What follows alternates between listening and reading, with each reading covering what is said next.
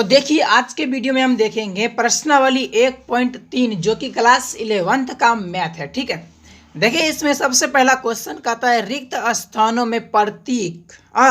उसके बाद कहता है कि सबसेट या फिर नॉट सबसेट, इसको भरना है।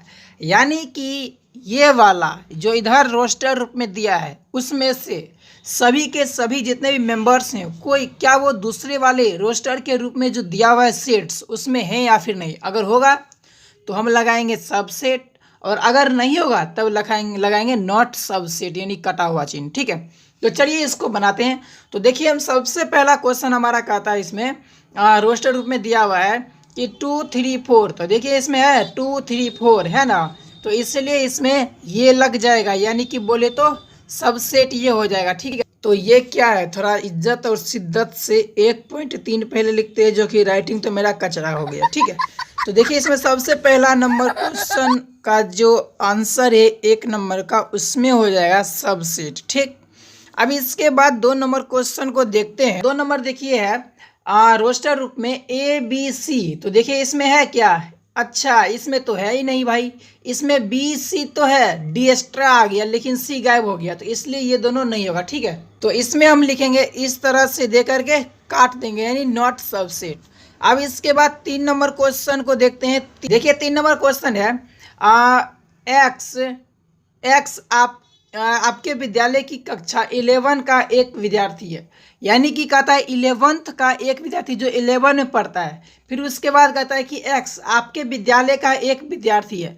तो भाई ये सही है, 11th का जो विद्यार्थी वो मेरे स्कूल का है, यानी कि मेरे क्लास के 11th में जो विद्यार्थी है, ठीक है, वो भाई मेरे स्कूल का भी तो एक छात्र होगा ना। तो इसीलिए क्या हो जाएगा, इसलिए ये दोनों में क्या हो जाएगा, ये सबसेट होगा, क्योंकि जो इस 11वीं में पढ़ता है उस स्कूल के अंदर तो वही स्कूल में ही तो वो पढ़ता है ना, इसलिए यहाँ पर ये लग जाएगा सेट। जैसे कि मैं अपने स्कूल में पढ़ता हूँ क्लास 10th में, तो भाई साहब क्लास 10th में अगर मैं पढ़ रहा हूँ तो मैं अपने स्कूल में भी तो पढ़ रहा हूँ, वही चीज़ है। तो इसमें लग जाएगा आंसर इसका सबसेट।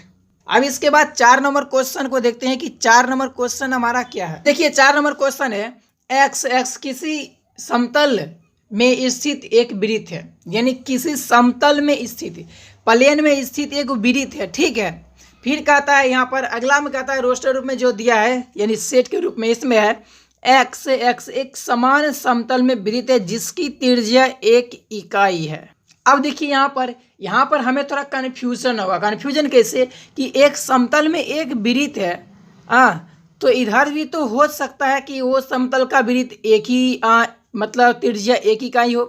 लेकिन देखिए यहाँ पर उल्टा चीज़ है, अगर ये होता इस तरफ यानी इधर में और ये होता है इधर में तब निश्चित था। अब इसको थोड़ा एक्सप्लेन करके समझेंगे तो ज़्यादा बेहतर लगेगा। तो हम जानते हैं जब एक्सप्लेन करने लगते हैं तो आप लोग बोर होते हो और उसके बाद वीडियो बंद कर देते हो, लेकिन बोर नहीं होना तभी मज़ा आएगा, यानी इसको समझ में आएगा, नहीं तो मज़े में से मज़ा ही ले पाएंगे और समझ नहीं पाएंगे। तो देखिए कहता है किसी समतल में स्थित एक वृत्त है। अब मान लीजिए कि हम भाई समतल यहाँ पे इधर ही घसते, यही मेरा समतल है। ठीक है, एगो वृत्त इतना बड़ा है, ठीक है, समतल में ये भी है। ठीक है, एक वृत्त को हम इतना बड़ा कर दिए। ठीक है भाई, वृत्त मेरा सही से बन नहीं रहा है तो थोड़ा घबराने वाली बात है।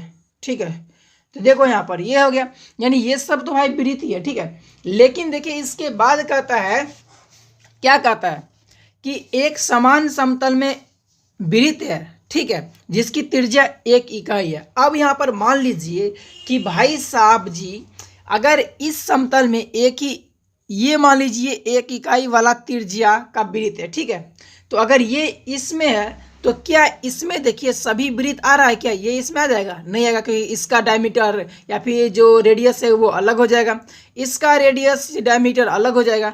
तो यानी कि ये वाला सब में हो सकता है, कहेगा कि समतल में वृत्त है तो समतल में सब वृत्त आ सकता है, लेकिन कहेगा कि एक इकाई वाला त्रिज्या में ही वृत्त है सभी वृत्त, तो ऐसा तो नहीं होगा ना, क्योंकि 1 इकाई वाला त्रिज्या में सिर्फ एक ही वृत्त हो पाएगा और दूसरा हो नहीं पाएगा। तो इसीलिए यहाँ पर सबसेट ये नहीं है। ठीक है, नॉट सबसेट लगेगा यहाँ पर। ठीक है, जैसे अगर ये वाला होता ना, ये वाला इधर और ये वाला इधर होता तब यहाँ पर सबसेट हो जाता। ठीक है, क्योंकि यहाँ पर 1 इकाई वाला समतल में वृत्त हो सकता है, कोई दिक्कत नहीं है, लेकिन समतल के सभी वृत्त एक इकाई वाले में नहीं होगा, ठीक है, इसीलिए।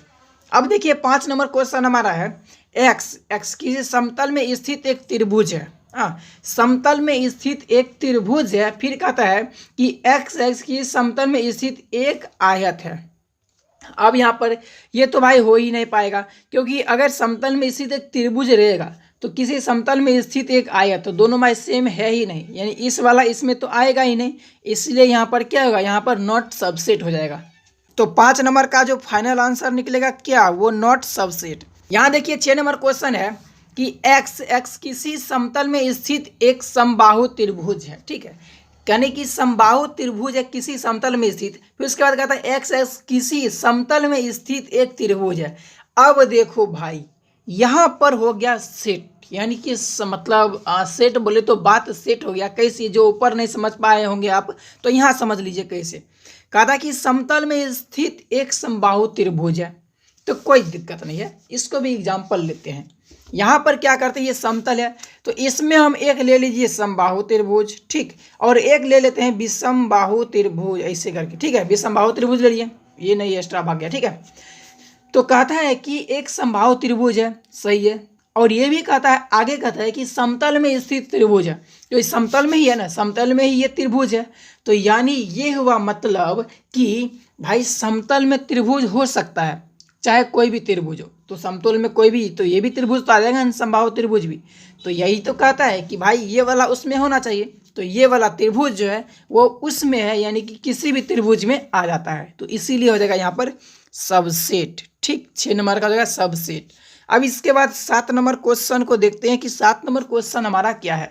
यहाँ देखिए 7 नंबर क्वेश्चन है, एक्स एक समप्राकृत संख्या है।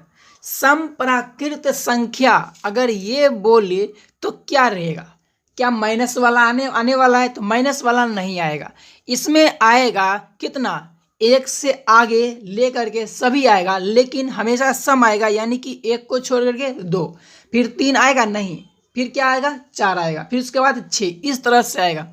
और कहता है कि एक पूर्णांक है, तो पूर्णांक में क्या होता है, पूर्णांक में माइनस प्लस सभी कुछ होते हैं, ठीक है। नेचुरल नंबर में जो पॉजिटिव वाला तो वो सभी होता है, और उसी नेचुरल में अगर नेगेटिव लगा दीजिए वो भी पूर्णांक होता है, ठीक है। तो ये देखिए क्या ये समप्राकृत संख्या इसमें शामिल हो जाएगा, तो जरूर होगा, क्योंकि 2, 4, 6, 8, 10 अगर इसमें आ रहा है तो वो इसमें भी आएगा, यानी कि ये इसका सबसेट है, ठीक है। वही चीज़ हमें देखना है कि जो इधर वाला, ठीक है, अगर इसमें शामिल होगा, ठीक है, तो वो हो जाएगा सबसेट। लेकिन अगर उल्टा होता है कि इधर वाला इसमें शामिल हो रहा है तो सबसेट नहीं होगा, ठीक है। ये हो गया सबसेट। अब इसके बाद देखते हैं भाई 2 नंबर क्वेश्चन हमारा क्या है।